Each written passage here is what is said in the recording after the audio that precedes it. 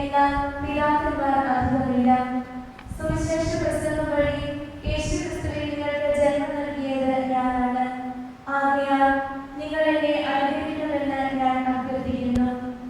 കർത്താവിൽ എന്റെ പ്രിയപുത്രനും വിശ്വസ്തനുമായ തിമോഥെയോസിനെ നിങ്ങളുടെ അടുത്തേക്ക് ഞാൻ അയച്ചത് എല്ലായിടത്തുമുള്ള എല്ലാ സഭകളിലും ഞാൻ അവരെ പഠിപ്പിച്ചുകൊണ്ടിരിക്കുന്നത് പോലെ ക്രിസ്തുവിലുള്ള എന്റെ മാർഗ്ഗങ്ങൾ നിങ്ങളെയും അനുസ്മരിപ്പിക്കുവാനാണ്.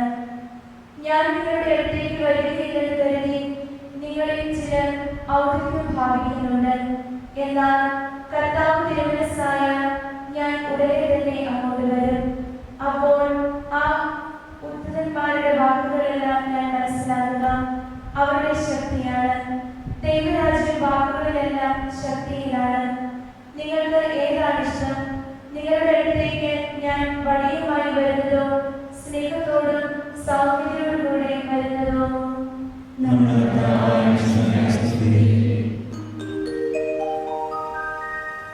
പുസ്തകങ്ങളുടെ ആരംഭത്തിൽ എന്നെ പറ്റി എഴുതിയിരിക്കുന്നു.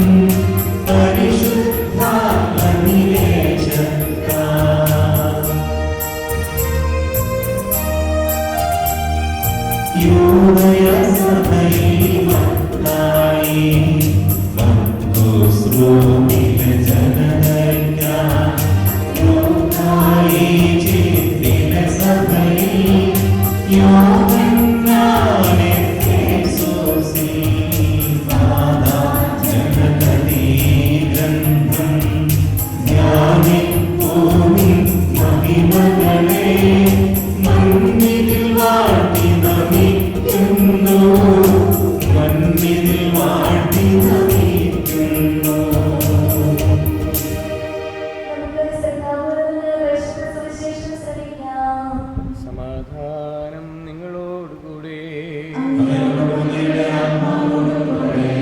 വിശുദ്ധ മത്തായി ശ്ലീഹ അറിയിച്ച നമ്മുടെ യേശുമിശിഹായുടെ പരിശുദ്ധ സുവിശേഷം.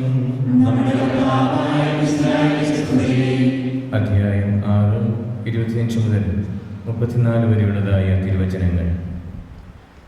ഞാൻ നിങ്ങളോട് പറയുന്നു, എന്ത് ഭക്ഷിക്കും, എന്ത് പാനം ചെയ്യുമെന്ന ജീവനെ കുറിച്ചോ എന്ത് ധരിക്കുമെന്ന ശരീരത്തെ കുറിച്ചോ നിങ്ങൾക്കുണ്ടാവില്ലരാകേണ്ട. ഭക്ഷണത്തെക്കാൾ ജീവനും വസ്ത്രത്തെക്കാൾ ശരീരവും ശ്രേഷ്ഠമല്ലേ?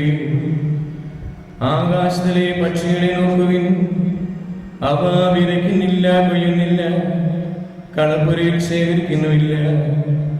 എങ്കിലും നിങ്ങളുടെ സ്വർഗ്ഗസ്ഥനായ പിതാവ് അവയെ തീറ്റിപ്പോറ്റുന്നു. അവയേക്കാൾ എത്രയോ വിലപ്പെട്ടവരാണ് നിങ്ങൾ. ഉത്കണ്ഠ മൂലം ആയുസ്സിന്റെ ദൈർഘ്യം ഒരു മുഴുവെങ്കിലും കൂട്ടുവാൻ നിങ്ങളിൽ ആർക്കെങ്കിലും സാധിക്കുമോ? വസ്ത്രത്തെ പറ്റി നിങ്ങൾ എന്തിന് ആകുലരാകുന്നു? വയലിലെ ലില്ലികൾ എങ്ങനെ വളർന്നു എന്ന് നോക്കുക. അവ അധ്വാനിക്കുന്നില്ല, നൂൽ നോക്കുന്നുമില്ല. സത്യമായി ഞാൻ നിങ്ങളോട് പറയുന്നു, സോളോമോൻ തന്റെ സർവമഹത്വത്തിലും ഇവയിലൊന്നിനെ പോലെ അലങ്കൃതനായിരുന്നില്ല. ഇന്നുള്ളതും നാളെ അടുപ്പിലെറിയപ്പെടുന്നതുമായ പുല്ലിനെ ദൈവപ്രകാരം അലങ്കരിക്കുന്നുവെങ്കിൽ അല്പവിശ്വാസികളെ, നിങ്ങളെ അവിടുന്ന് എത്രയധികം അലങ്കരിക്കുകയില്ല. അതിനാൽ എന്ത് ഭക്ഷിക്കും, എന്ത് പാനം ചെയ്യും, എന്ത് ധരിക്കുമെന്ന് വിചാരിച്ച് നിങ്ങൾ ആകുലരാകേണ്ട. വിജാതീയരാണ് ഇവയെല്ലാം അന്വേഷിക്കുന്നത്. നിങ്ങൾക്ക് ഇവയെല്ലാം ആവശ്യമാണെന്ന് നിങ്ങളുടെ സ്വർഗീയ പിതാവ് അറിയുന്നു. നിങ്ങൾ ആദ്യം അവിടുത്തെ രാജ്യവും അവിടുത്തെ നീതിയും അന്വേഷിക്കുക, അതോടൊപ്പം മറ്റുള്ളവയെല്ലാം നിങ്ങൾക്ക് ലഭിക്കും. അതിനാൽ നാളെയെ കുറിച്ച് നിങ്ങൾ ആകുലരാകരുത്. നാളത്തെ ദിനം തന്നെ അതിനെക്കുറിച്ച് ആകുലപ്പെട്ടുകൊള്ളും. ഓരോ ദിവസത്തിനും അതതിന്റെ ക്ലേശം മതി. നമ്മുടെ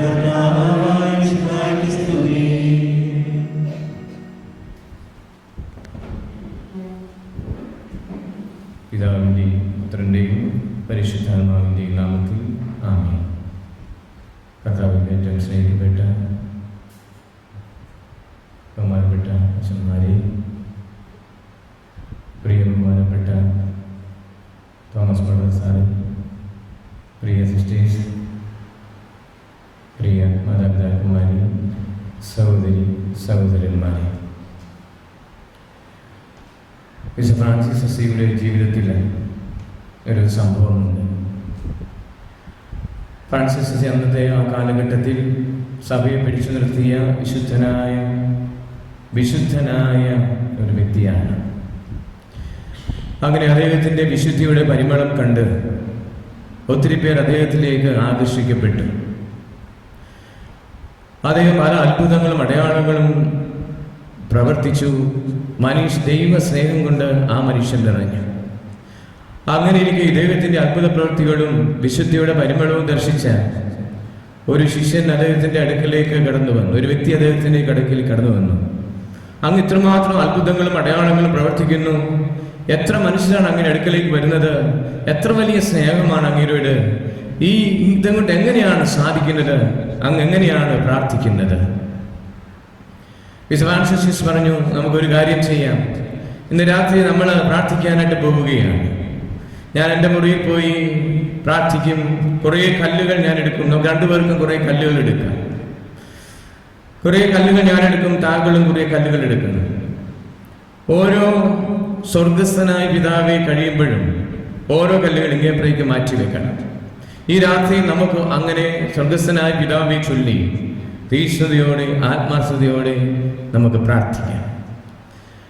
പ്രിയപ്പെട്ടവരെ, ആ രാത്രിയിൽ അവർ രണ്ടുപേരും പ്രാർത്ഥിക്കുകയാണ്. ഈ ശിഷ്യൻ സ്വർഗസ്ഥനായ പിതാവെ രാത്രിയുടെ യാമങ്ങളിലിരുന്ന് ചൊല്ലി ചൊല്ലി ഉള്ള കല്ലെല്ലാം ഇപ്പറേ കൊണ്ടുവന്നു. അത്രമാത്രം ചൊല്ലി രാവിലെ ആയപ്പോൾ ആ സ്വർഗസ്ഥനായ പിതാവെ എല്ലാം ചൊല്ലി പ്രിയപ്പെട്ടവരെ തീർത്തു.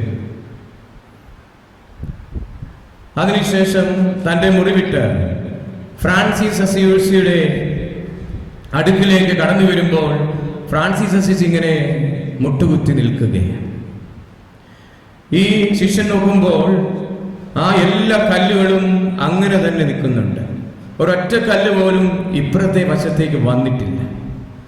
ഈ ശിഷ്യൻ ചിന്തിക്കുകയാണ്, എന്താണ് ഇങ്ങനെ? ഫ്രാൻസിസ് അസീസി പ്രാർത്ഥിച്ചില്ലേ? ഒരു സ്വർഗസ്ഥനായ പോയ പിതാവെ പോലും ചൊല്ലിയില്ലേ? അതുകൊണ്ടാണ് ഒരു കല്ല് പോലും ഇങ്ങേപ്പുറേക്ക് മാറി വരുന്നില്ലല്ലോ. ഫ്രാൻസിസ് അസീസി പ്രാർത്ഥിച്ചു കഴിഞ്ഞപ്പോൾ ശിഷ്യൻ ചോദിച്ചു, അങ്ങ് ഒരു പ്രാർത്ഥന പോലും ചൊല്ലിയില്ലേ? ഒരു സ്വർഗസ്ഥനായ പിതാവെ പോലും ചൊല്ലിയില്ലേ? എന്തുകൊണ്ടാണ് അങ്ങയുടെ ഒരു കല്ല് പോലും ഇപ്പറേ വശത്തേക്ക് വന്നില്ലല്ലോ? ഒരു സ്വർഗസ്ഥനായ പോലും പിതാവെ പോലും അങ്ങ് ചൊല്ലിയില്ലേ? വിശുദ്ധ ഫ്രാൻസിസ് അസീസി പറഞ്ഞത് അപ്പോൾ ഇതാണ്, പ്രിയ സഹോദര, ഞാൻ എൻ്റെ കരങ്ങൾ ഉയർത്തി സ്വർഗസ്ഥനായ പിതാവേ എന്ന് വിളിക്കുന്ന ആ സമയത്ത് സ്വർഗത്തിൽ ഞാൻ ലയിച്ചു ചേരുകയാണ്. എന്റെ യേശുവുമായി ഞാൻ ലയിച്ചു ചേരുകയാണ്. ദൈവിക സാന്നിധ്യം ഞാൻ അനുഭവിക്കുകയാണ്. പിന്നെ എനിക്ക് വാക്കില്ല, പിന്നെ എനിക്ക് ശബ്ദമില്ല. ഞാൻ ഇത്രയും സമയം ദൈവത്തോട് കൂടെ ആയിരിക്കുകയായിരുന്നു. എന്തൊരു ആനന്ദമായിരുന്നത്, എന്തൊരു സന്തോഷമായിരുന്നു അത്. എനിക്ക് പറഞ്ഞിരിക്കാൻ വയ്യാത്തൊരു അഭിഷേകമായിരുന്നു അത് എന്ന് പ്രിയപ്പെട്ടവരെ പറയുകയാണ്.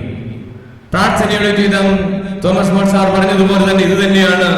നമ്മൾ പ്രാർത്ഥിക്കുമ്പോൾ പിതാവേ എന്ന് നമ്മൾ വിളിക്കുന്ന മാത്രയിൽ തന്നെ നമ്മൾ ഇരുന്നു കൊടുത്താൽ മതി. യേശു നമ്മളിലേക്ക് വരും. യേശുവിന്റെ സാന്നിധ്യം നമ്മളിലേക്ക് വരും. ഇന്ന് നാം വായിച്ചു കേട്ടതായ വേദഭാഗത്തിലേക്ക് കടന്നു ചെല്ലുമ്പോ പ്രിയപ്പെട്ടവരെ, ഇവിടെ ആകുലതകളെയും ഉത്കണ്ഠകളെ കുറിച്ച് വളരെയധികം ശക്തമായി പറയുന്നു. എന്തിനു നിങ്ങൾ ആകുലപ്പെടുന്നു? എന്തിനു നിങ്ങൾ ദുഃഖിക്കുന്നു? വയലിലെ ലില്ലുകളെ നോക്കുവിൻ, അവയെല്ലാം ദൈവം പോറ്റുന്നില്ലേ? കാക്കകളെ നോക്കുവിൻ, അവയെല്ലാം ദൈവം ശ്രദ്ധിക്കുന്നില്ലേ? അവയേക്കാൾ എത്രയോ വിലപ്പെട്ടവരാണ് നിങ്ങൾ എന്ന് ദൈവം തമ്പുരാൻ പ്രിയപ്പെട്ടവരെ നമ്മളോട് പറയുമ്പോൾ നമ്മൾ എന്തുകൊണ്ട് ആകുലപ്പെട്ടു പോകുന്നു? നമ്മൾ എന്തുകൊണ്ട് പല കാര്യങ്ങളിലും വേദനയുടെ നിരാശയിലൂടെ നമ്മൾ കടന്നു പോകുന്നു? ഒരേ ഒരു ഉത്തരം ഇതാണ് പ്രിയപ്പെട്ടവരെ, നമുക്ക് ഈ ദൈവിക ജ്ഞാനത്തിലേക്ക് വരുവാൻ കഴിഞ്ഞിട്ടില്ല എന്നുള്ളതാണ്. ദൈവിക ജ്ഞാനം അവിടെയുണ്ട്, ദൈവാഭിഷേകം അവിടെയുണ്ട്, യേശു എന്റെ ഉള്ളിലുണ്ട്, പരിശുദ്ധം എന്റെ ഉള്ളിലുണ്ട്. പക്ഷേ പരിശുദ്ധ ത്രിത്വം, ദൈവിക ജ്ഞാനം, ദൈവിക അനുഗ്രഹം, യേശു പ്രിയപ്പെട്ടവരെ, എന്നിലേക്ക്, അതിന്റെ പൂർണ്ണതയിലേക്ക്, എന്റെ ആത്മാവിലേക്ക് നിറഞ്ഞു കവിഞ്ഞ് വന്നില്ല. എന്നിൽ യേശു രൂപപ്പെട്ടില്ല. അതുകൊണ്ടാണ് പ്രിയപ്പെട്ടവരെ, എന്റെ ആത്മാവ് യേശുവിനോട് ചേരുമ്പോ, ഞാൻ എന്റെ യേശുവുമായി ചേരുമ്പോ, പ്രിയപ്പെട്ടവരെ, അവിടെ നമ്മളല്ല പ്രവർത്തിക്കുന്നത്, മറിച്ച് യേശുവാ പ്രവർത്തിക്കുന്നത്. ഇതിലേക്കാണ് നമ്മൾ ഓരോരുത്തരും പ്രിയപ്പെട്ടവരെ കടന്നു വരേണ്ടത്. ഫ്രാൻസിസ് അത് തന്നെയാ. യേശുവാണ് പിന്നെ ഫ്രാൻസിസിൽ പ്രവർത്തിക്കുന്നത്. പിന്നെ ഫ്രാൻസിസിന്റെ ജീവിതമല്ല നയിക്കുന്നത്. ലോകത്തിന്റെ എന്ന് പറഞ്ഞാൽ മനുഷ്യന്റെ ലോകത്തിന്റെ ഒരു ജീവിതമല്ല, ദൈവം പറയുന്നത് പോലെ ഫ്രാൻസിസ് പോവുകയാണ്. യേശു ചെയ്യുന്നത്, യേശു എന്താണ് പറയുന്നത് അതിനനുസരിച്ച് ഫ്രാൻസിസ് മുന്നോട്ട് പോവുകയാണ്. അവിടെയാണ് നമുക്ക് ദൈവിക ജ്ഞാനം, ദൈവിക അഭിഷേകം പ്രിയപ്പെട്ടവരെ നമുക്ക് ലഭിക്കുക. അങ്ങനെ ഒരു അവസ്ഥയിലേക്ക് ജ്ഞാനം നിങ്ങൾ കടന്നു വരുമ്പോൾ നമ്മുടെ ഉത്കണ്ഠകൾക്കൊന്നും അവിടെ സ്ഥാനമില്ല, നമ്മുടെ ആകുലകൾക്കൊന്നും അവിടെ സ്ഥാനമില്ല, നമ്മുടെ അസ്വസ്ഥകൾക്കൊന്നും അവിടെ സ്ഥാനമില്ല. അതിനെയൊക്കെ അതിജീവിക്കുന്ന ദൈവിക സ്നേഹം, ദൈവത്തിന്റെ ശക്തി, ദൈവ അഭിഷേകം യേശു തന്നെ എന്നിൽ പ്രിയപ്പെട്ടവരെ രൂപപ്പെട്ട് കഴിയണം. ഇതില്ലാത്തത് കൊണ്ട് യേശു എന്നിൽ, ഞാനല്ല, എന്റെ കർത്താവ് ജീവിക്കുന്നു. എന്റെ കണ്ണുകൾ ഈശോയുടേതായി മാറണം, എന്റെ ശരീരം മുഴുവൻ ഈശോയുടേതായി മാറണം, എന്റെ ആത്മാവ് മനസ്സുമെല്ലാം ഈശോയിൽ പ്രിയപ്പെട്ടവരെ ലയിച്ചു ചേരണം.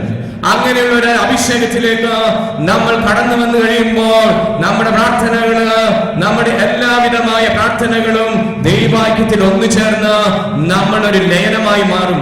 ഞാനും യേശു തമ്മിൽ ലയിച്ചു ചേരും. ഇന്ന് ഈ സഹോദരന്മാര് പറഞ്ഞതുപോലെ അവർ ലയിച്ചു ചേർന്നപ്പോൾ അവർക്കുണ്ടായ അഭിഷേകം, ആ ചുഴിയിലൂടെയൊക്കെ പോകുന്ന അഭിഷേകം, അതുപോലെ ഫരിസൈക് മനോഭാവങ്ങളൊക്കെ മാറ്റാൻ, അത് നമ്മൾ പ്രധാനമായും എനിക്ക് പുതിയൊരു ഇതാണ് പ്രിയപ്പെട്ടവരെ. ഞാനൊക്കെ പലപ്പോഴും പറഞ്ഞുകൊണ്ടിരുന്നത് ഇങ്ങനെയാണ്, പാപം ഉപേക്ഷിക്കണം, പാപമാണ് ഇതിനെല്ലാം കാരണം, പാപം ഇതൊക്കെയാണ്. പക്ഷെ നമ്മുടെ ഫരിസൈക് മനോഭാവം, ഫരിസയൻ എന്നുള്ള അത് നമ്മൾ പ്രിയപ്പെട്ടവരെ നമ്മുടെ ജീവിതത്തിൽ നിന്ന് മാറ്റിക്കളയണം. ഫരിസയൻ നമ്മളിൽ നിന്ന് വിട്ടുപോകണം. ഫരിസൈക് മനോഭാവം നമ്മളിൽ ഇല്ലാതാകണം. എങ്ങനെയാണത് ഇല്ലാതാകുന്നത്? നമുക്ക് സ്വന്തമായി മാറ്റാൻ പറ്റുകയില്ല. പക്ഷേ ദൈവത്തിന്റെ അടുത്ത് പോയിരുന്നാൽ യേശു അതെല്ലാം ചെയ്തു തരും. ഇതെല്ലാം സാറ് പറഞ്ഞ കാര്യങ്ങൾ തന്നെയാണ് എൻ്റെ പ്രിയപ്പെട്ടവരെ. മനസ്സിൽ കൂടുതലൊന്നും അധികമായിട്ട് പറയാനില്ല. ബാക്കിയെല്ലാം യേശു ചെയ്തു തരും. യേശുവിൻ്റെ കൂടെ പോയിരിക്കണം. എനിക്ക് നേരത്തെ വേറെ ചിന്തയുണ്ടായിരുന്നു. ഞാൻ പ്രാർത്ഥിക്കുമ്പോഴാണ്, നമ്മളൊക്കെ അങ്ങനെ ചിന്തിച്ചുകൊണ്ടിരുന്നത്, നമ്മളൊക്കെ പ്രാർത്ഥിക്കുമ്പോഴാണ്, നമ്മുടെ പ്രാർത്ഥനയുടെ ശക്തി കൂടുന്നതനുസരിച്ചാണ് ദൈവം നമ്മുടെ ഉള്ളിൽ വന്ന് പ്രവർത്തിക്കുന്നത്. അങ്ങനെയുള്ള ഒരു ചിന്താരീതിയാണ്. പക്ഷേ അതിനേക്കാൾ ഉപരിയായി യേശു എനിക്ക് വേണ്ടി പ്രാർത്ഥിക്കുന്നു. യേശുവിന്റെ കൂടെ ഞാനൊന്ന് ഇരുന്നു കൊടുത്താൽ മതി. യേശുവിന്റെ കൂടെ ഞാനൊന്ന് ഇരുന്നു കൊടുത്താൽ മതി. മാർത്തയിലെയും മറിയത്തിലെയും കാര്യത്തിലുണ്ടോ? മറിയം ഒന്ന് ഇരുന്നു കൊടുത്തു. ദൈവത്തിന്റെ പാദാർത്ഥ്യങ്ങളിൽ ഒന്ന് ഇരുന്നു കൊടുത്തു. അവിടെ ഇവിടെ ഓടി നടന്നില്ല. ഇതുപോലെ നമുക്ക് ദൈവത്തിന്റെ അടുക്കല് ഒന്ന് പോയി ആത്മാർത്ഥതയോടെ ഇരിക്കുവാൻ സാധിച്ചാൽ നമ്മൾ കാണുക, ദൈവം നമുക്ക് വേണ്ടി പ്രാർത്ഥിക്കുന്നു. അവിടെ നമ്മുടെ ഉത്കണ്ഠകൾ ഇല്ലാതാവും, നമ്മുടെ ആഗ്രഹം ഇല്ലാതാവും, നമ്മുടെ ഫരിസൈക് ചിന്തകൾ പ്രിയപ്പെട്ടവരെ വിട്ടുപോകും. നമ്മുടെ ചിന്തകൾ, ആ ചിന്തകൾ ദൈവിക ചിന്തകളാകണം, ജ്ഞാനത്തിന്റെ ചിന്തകളായി മാറണം. ദൈവം ചിന്തിക്കുന്ന പോലെ ചിന്തിക്കുവാൻ പ്രിയപ്പെട്ട മക്കളെ നമുക്കാവണം. അതിനുവേണ്ടി നമുക്ക് ആത്മാർത്ഥമായിട്ട് പ്രാർത്ഥിക്കാം. നമ്മളിപ്പോൾ ഈ വിശുദ്ധ ബലി അർപ്പിക്കുമ്പോൾ പ്രിയപ്പെട്ടവരെ, ദൈവത്തിൽ നമ്മൾ ലയിച്ചു ചേരണം. പാടുന്ന ചൊല്ലുന്ന പാട്ടിന്റെ അർത്ഥം മനസ്സിലാക്കി ആ വചനം, അതെല്ലാം വചനമാണെന്ന് ബ്രദർ പറഞ്ഞ പോലെ ആ വചനവുമായി നമ്മൾ ലയിച്ചു ചേരുമ്പോൾ പരിശുദ്ധ കുർബാന വലിയ അഭിഷേകമായി മാറും. അങ്ങനെ വചനവുമായി ലയിച്ചു ചേരുമ്പോഴാണ് നമ്മൾക്കൊക്കെ പ്രിയപ്പെട്ടവരെ പല ദർശനങ്ങൾ ഉണ്ടാകുന്നത്. യേശുവിനെ നമ്മൾ നേരിട്ട് കാണുന്നത്, യേശുവിനെ മുന്നിൽ കാണുന്നത്, ആന്തരിക സമാധാനവും സന്തോഷവും സംതൃപ്തിയും ഒക്കെ പ്രിയപ്പെട്ടവരെ നമുക്ക് ലഭിക്കുക. അതുകൊണ്ട് ഇതാ ഈ ദൈവികമായ മോചനങ്ങൾ നമ്മുടെ ജീവിതത്തിലേക്ക് കൊണ്ടുവരാൻ നമുക്ക്. അതോടൊപ്പം തന്നെ പ്രിയപ്പെട്ടവരെ, യേശു എനിക്ക് വേണ്ടി നിങ്ങൾക്ക് വേണ്ടിയും മുറിക്കപ്പെട്ട് നമ്മൾ യേശു നമ്മളിലേക്ക്, നമ്മൾ യേശുവിൻ്റെതായി മാറുകയാണ് പരിശുദ്ധ കുർബാനയിലൂടെ. ഈ ഒരു ബോധ്യത്തോടുകൂടി നമുക്കായിരിക്കുവാനായിട്ട് സാധിക്കട്ടെ. പൂർണ്ണമായി നമ്മൾ കോൺസെൻട്രേറ്റ് ചെയ്യണം. നമ്മുടെ ചിന്തകൾ മാറിപ്പോകാതെ ദൈവത്തിൻ്റെ വചനം, ആ ദൈവം തന്നെയാണ്, യേശു തന്നെയാണ്. ആ യേശുവുമായി ലയിച്ചു ചേർന്ന് നമ്മൾ ഒരുമിച്ച് ഈ പരിശുദ്ധ കുർബാനയെ അർപ്പിക്കുമ്പോൾ ഈ പരിശുദ്ധ കുർബാന ആനന്ദത്തിൻ്റെതായി മാറും, അനുഗ്രഹത്തിൻ്റെതായി മാറും. സ്വർഗത്തിൻ്റെതായി മാറും, സ്വർഗീയ ജീവിതത്തിൻ്റെതായി മാറും. നമ്മൾ മരിച്ച് കടന്നു ചെല്ലുമ്പോൾ സ്വർഗത്തിൻ്റെ അഭിഷേകം എങ്ങനെ ലഭിക്കുമോ അതുപോലെ അഭിഷേകത്തിലേക്ക് നമുക്കിവിടേക്ക് വരുവാനായിട്ട് സാധിക്കും. നമുക്ക് തീഷ്ണതയോടെ പ്രാർത്ഥിക്കാം. ഫരിസേയിക് മനോഭാവങ്ങൾ നമുക്ക് ഏതാണെന്നറിയാം. അത് ഈശോയുടെ മുമ്പിൽ കൊടുക്കാം. നമുക്ക് കൊടുക്കണം, അത് നമുക്ക് ആത്മാർത്ഥമായി കൊടുക്കണം. ഓരോ മനോഭാവങ്ങളും നമുക്ക് കൊടുക്കാം. എൻ്റെ ദൈവം എൻ്റെ അടുക്കിലേക്ക് വരുന്നുണ്ട്, പക്ഷേ എനിക്ക് സ്വീകരിക്കാൻ പറ്റാത്തത് എൻ്റെ ഫരിസേയിക് മനോഭാവങ്ങളാണ്. അതെന്താണ്? ഓരോരുത്തരും ഓർക്കുക. അത് ഈശോയ്ക്ക് കാഴ്ചവെക്കുക, ഈശോയുടെ അടുത്തായിരിക്കുക. എൻ്റെ അകന്തയാണോ? എൻ്റെ വിധിക്കുന്ന മനോഭാവങ്ങളാണോ? എൻ്റെ കപടതകളാണോ? എൻ്റെ അസൂയാണ്? ഞാൻ പറയുന്നതെല്ലാമാണ് സത്യമെന്നുള്ള ചിന്തകളാണോ? എൻ്റെ സ്വാർത്ഥതകളാണോ? എൻ്റെ ഫരിസേയിക് മനോഭാവങ്ങൾ ഏതാണ്? എല്ലാം നമുക്ക് കൊടുക്കാം. ഈശോയുടെ കൂടെ ആയിരുന്നു ഈശോയോട് പറയാം, ഈശോയെ, നീ എൻ്റെ ഉള്ളിൽ, നീ എൻ്റെ കൂടെ, നീ എന്നിൽ വളരണം, നീ എന്നിൽ പൂർണ്ണമാകണം. നീ ഞാനല്ല, നീ എന്നിൽ ജീവിക്കുന്നു. ഈ ഒരു അഭിഷേകം എനിക്ക് തരുമ്പോൾ ഇതെല്ലാം മാറും. ഈശോയെ, അഭിഷേകത്തിലേക്ക് എന്നെ കൊണ്ടുവരണമേ, ആ അഭിഷേകം എന്നെ നിറയ്ക്കണമേ. പിതാവിൻ്റെയും പുത്രൻ്റെയും പരിശുദ്ധാത്മാവിൻ്റെയും നാമത്തിൽ ആമേൻ.